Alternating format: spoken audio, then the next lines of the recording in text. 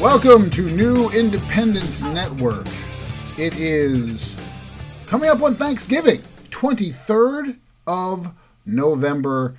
Tomorrow is Thanksgiving. And in honor of Thanksgiving, I want to illustrate for you today, well, what would Thanksgiving be without liberal hypocrisy? And today, we specifically discuss Hollywood self-righteous, liberal douchebaggery hypocrisy. Let's talk about a few. You're going to hear a lot of this now. You're going to hear the standard tropes from the libs online complaining and on the air. We took everything from the Native Americans and they fed us and we tortured them because after they fed us, we took their land. Well, that's not the true history of Thanksgiving. But let's dispense with all of that and cut right to the chase. The entire world has been founded on conquest. That's just the way it is. The entire world has been founded on conquest. If you really want to be serious about giving things back, then should not the French give France back to the Romans who had it before them, and then the Romans should give it back to the Moors who had it before them? Shouldn't they? I think it's the Norman Moors, I believe, had France first. I think so. So shouldn't we give it all back? I mean, should everything revert back to who had it first? If that's the case. Now, let's fast forward to liberal hypocrisy, Hollywood douchebaggery. Joss Whedon is one of the culprits. Saw him on Twitter today. This clown. And hear what this clown said. Joss Whedon says, quote, "Your people are hungry, ? Here is this corn. You pull off the husk and shove it right up your ass." Quote, Native Americans, if they'd only known. Basically, he's saying that they fed the settlers and then the settlers killed them. Well, here's my question. Joss Whedon, you're worth millions of dollars. Someone said you had a net worth of $100 million. So how many homes do you own, Joss? How many homes do you own? Of those homes, how many of them are on former Native American-owned soil?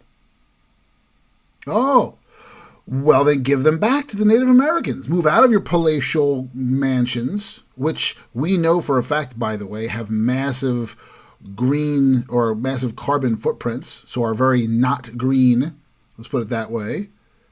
And you should just give, so they're destroying the environment, so you should give those back to the Native Americans so they can tear them down and turn it into a park or some sanctuary. Correct? I mean, if you care that much about the Native Americans, Joss Whedon, you piece of garbage, you fraud, you coward, you hypocrite, douchebag, then give your property back to the Native Americans. While you're at it, you're making millions of dollars off of the wealth that was created from this country that the settlers developed.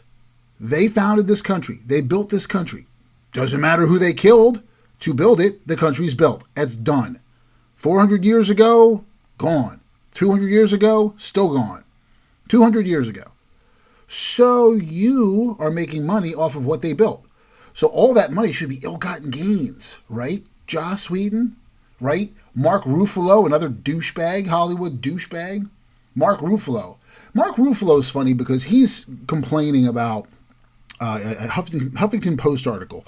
Huffington Post, we already know Huffington Post, a bunch of liberals, doesn't matter, but here's their Thanksgiving began in the fall of 1621 when a group of Native Americans joined with newly arrived English settlers to create a harvest feast together and protect each other from violence. They're glossing over the real Thanksgiving, but we'll pass by that to get to the point. This year, as Americans pick out their turkeys and count their blessings, members of the Sioux Nation in Standing Rock, North Dakota, reported being attacked with tear gas, rubber bullets, and water cannons in sub-freezing temperatures. Why? It continues. as they protested an oil pipeline that threatens to contaminate their water and disrupt their sacred sites. 300 Native Americans, 9 Native protesters, injured in one 10-hour clash with law enforcement. Well, first off, it's not going to just be attacked randomly. Some stuff had to be happening. Okay? Secondly, didn't the Native Americans, aren't they supposed to be peaceful people? Why would they be causing problems? Why would they be stirring up dissent? I thought they were just peaceful and loving. I thought Native Americans were just harmless little flowers. But I love the little line there that threatens to contaminate their water. The oil pipeline threatens to contaminate their water and disrupt their sacred sites. Threatens to. There's no proof that it's going to. Regardless, the country's our country. Done. The government owns the country. That's it. The government took over. The people are the government. If you don't like it, they gave you reservations to live on a reservation. Go live there and not pay federal taxes and shut your pie hole. That's all. You have no options. In combat, in war, there's winners and there are losers. That's just the way life is. There's no. That's why the anti-Trump people are so upset, because they can't handle the fact that they didn't win. The Democrats didn't win. Now they're going to cry about it because they're not used to it. But there's no participation trophies in this. And in combat, there was combat.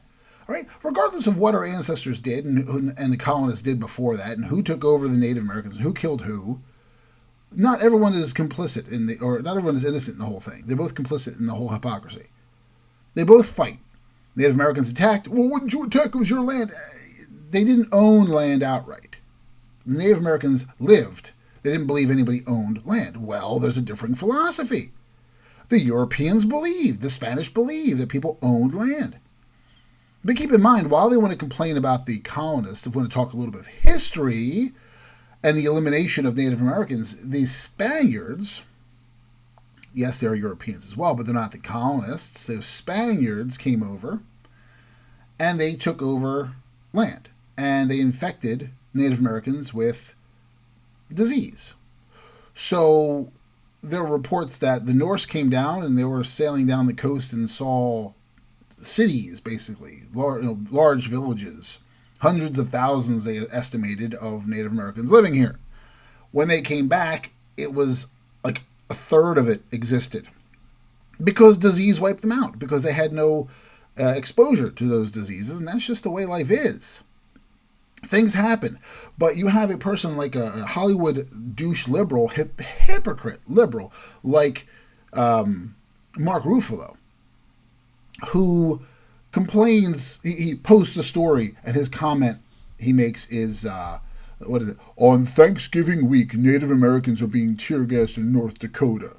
And of course, Jackass Whedon responds, boy, history is repeating itself all over this land. We win, worst country. All right, let's start with Whedon. Whedon, if you don't like it, get the F out of the country. If it's so terrible here, the country that's earned you your $100 million value, right, your net worth of $100 million, if the country's so horrible, leave. You can live somewhere else. I'm sure you'll be making millions of dollars there too, right? I mean, it's got to be that terrible. No, then the liberals will say this. No, we need to change it. You had 8 years of Obama. You had the first 2 years of his presidency. The first 2 years under Democrat control of the House and Senate. You had it. You had 2 full years of a supermajority in Congress, and you had 8 years of Obama. But what did you get as a result? Well, what happened is you lost seats in the House and Senate in 2010. You lost seats in the House and Senate in 2014. Over 1,500 seats nationwide. State legislatures, state positions. They're all Republican now. There are 33 governorships are Republican. 33 of the 50 states Republican. And there are only 5 cities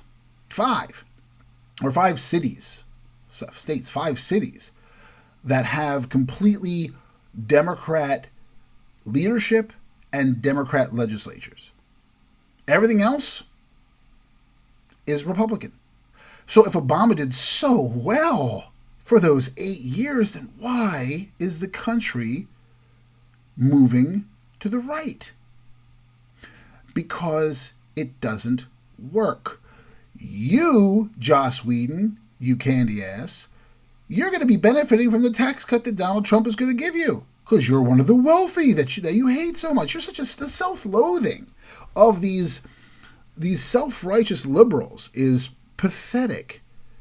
The self-loathing, I find it actually funny because they cry about Trump and they complain about the poor, but they don't do anything to help them. Oh, they'll do a little fundraiser here or a fundraiser there, but you're making $100 million. Why wouldn't you take that money and give it to the Native Americans? While we're talking about Native Americans, give it to them, Joss. Give them the money that you earned off the back of those horrible settlers who came here and colonists who settled this country and stole it from the Native Americans. Those are ill-gotten gains, right? You didn't earn that. Those belong to the Native Americans, as it should, right? That's what you think. Same with Ruffalo. Ruffalo doesn't care about the Native Americans. He's only using that as another way to push his anti-oil agenda. Ruffalo and the other hypocrites who are, Mr. Green Energy, who lives in a nice big mansion.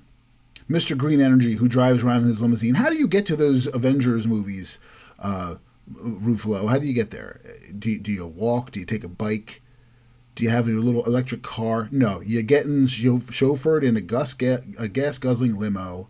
You take it a private jet on location. Got your nice trailer is it a green trailer running on solar power? Hell no. The whole movie it kills the carbon footprint. It burns tons of fossil fuels. You're using electricity, which is powered by what? By what? By coal, probably. Nuclear, not being powered by wind or solar because it does not provide enough power yet. Solar is good for small things, on a small scale.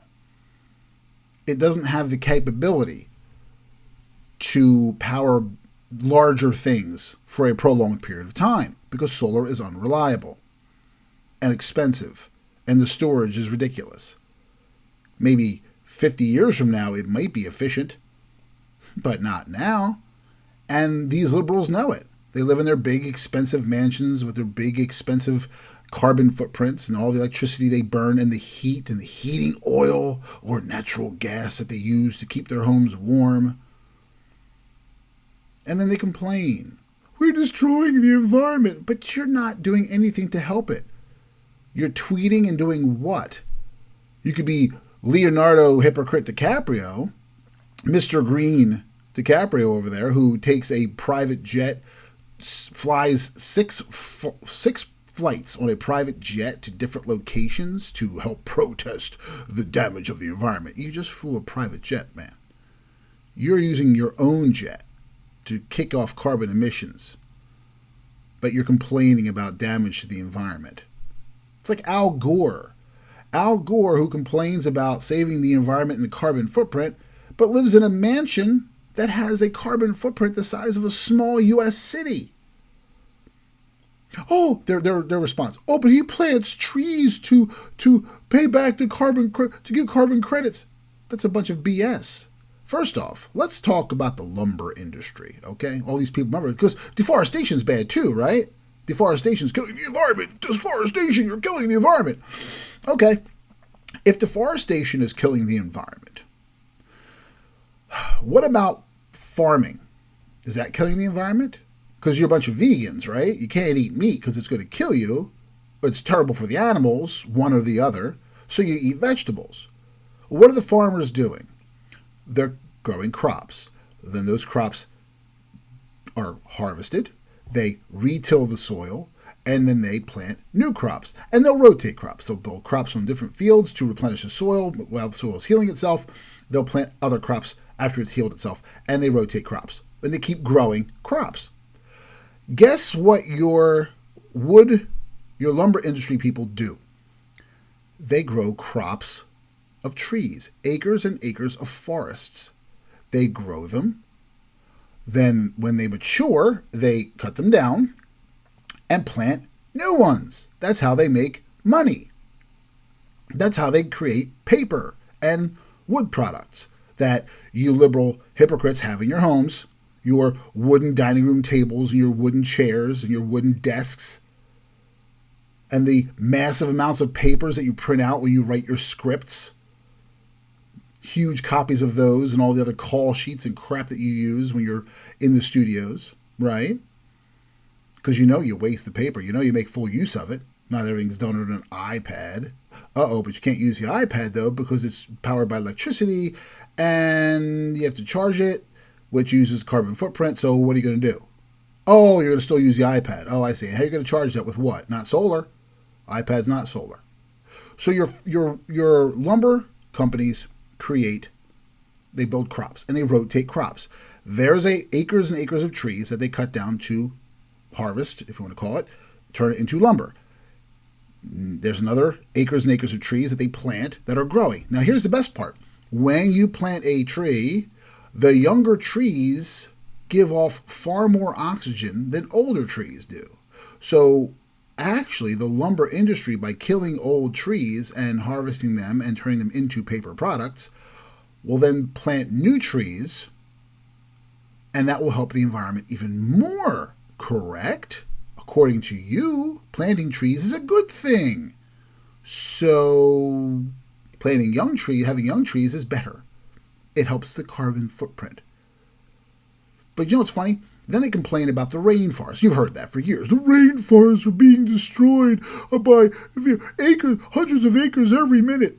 Did you see the news yesterday that there was a tribe? There are like over 100 untouched tribes in the rainforests.